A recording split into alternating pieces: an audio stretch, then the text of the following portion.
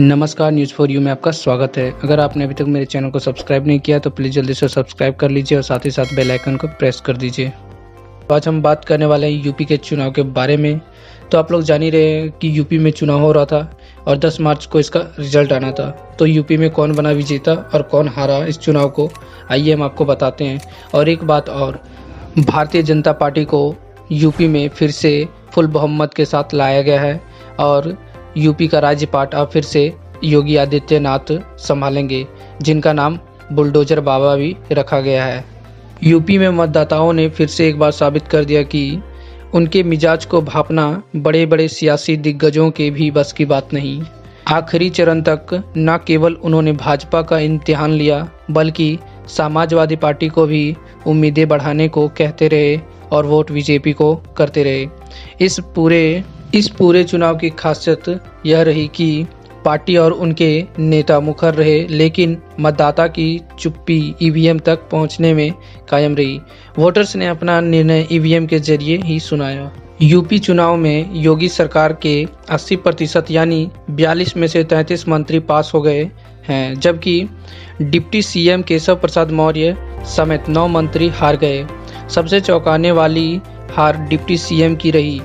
उन्हें सिरायू से सपा उम्मीदवार पल्लवी पटेल ने 6,953 वोटों से हरा दिया।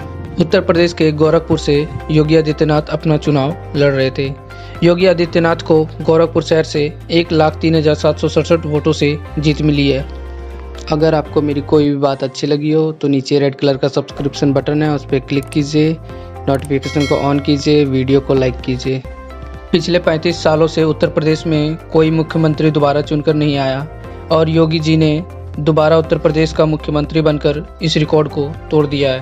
पहला चरण कुल सीट 58, भाजपा गठबंधन 46 सीट, सपा गठबंधन 12 सीट, 1.32% कम मतदान, भाजपा को 5 सीट का नुकसान, सपा को 10 का फायदा।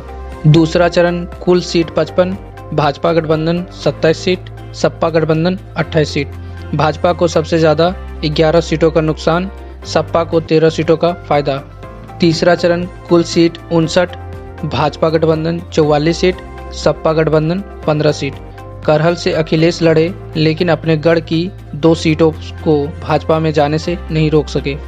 चौथा चरण कुल सीट 59, भाजपा गठबंधन 49 सीट, सपा गठबंधन 10 सीट।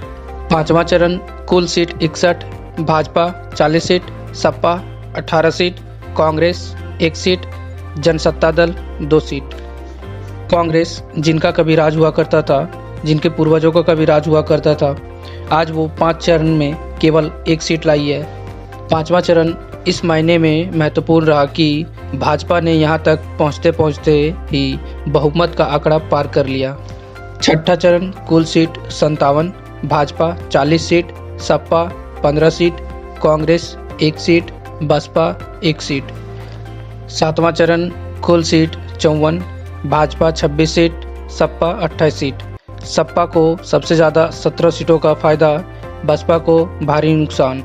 उत्तर प्रदेश में 403 सीटों पर हुआ चुनाव, 273 सीट बीजेपी ने लाकर फिर से उत्तर प्रदेश का राज्यपाट संभाला। योगी जी फिर से उत्तर प्रदेश का सीएम बने। पिछले 35 सालों से उत्तर प्रदेश में कोई मुख्यमंत्री दोबारा चुनकर नहीं आया और योगी जी ने दोबारा उत्तर प्रदेश का मुख्यमंत्री बनकर इस रिकॉर्ड को तोड़ दिया है। उत्तर प्रदेश का चुनाव होने से पहले ही योगी जी ने इस बात को एक वीडियो कॉन्फ्रेंस में भी कही थी। ये रहा वीडियो।